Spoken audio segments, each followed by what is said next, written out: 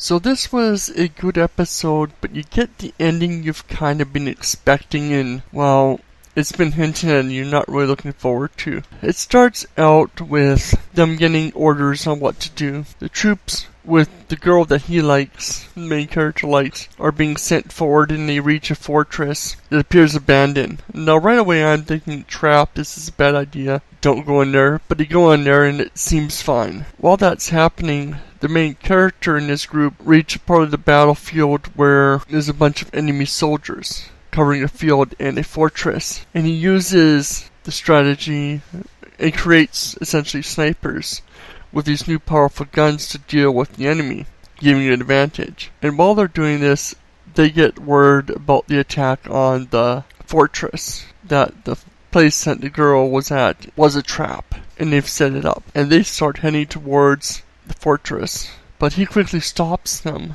It says we can't do anything for 2 days. And everybody's like, well, why not? And he explains altitude sickness, that if they go straight in there, they're not going to be at full capacity to fight because lesser oxygen and whatnot, they're not going to be able to fight as well. Some people may get sick or worse. So he decides to wait 2 days. And then we see that, yes, the fortress is actually already starting to get these problems. The fortress is starting to get sick, people are collapsing, along with the one character's friend.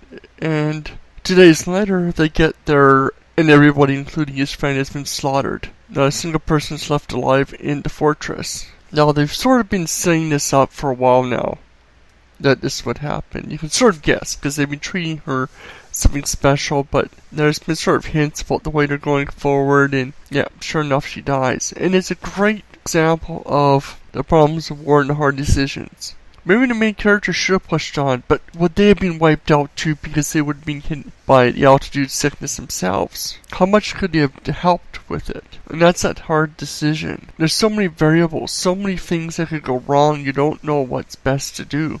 And I think the show is really showing these hard problems with war. Especially the fact that how just idiotic the leaders are. But what did you guys think of this episode? It's heartbreaking, but I loved it.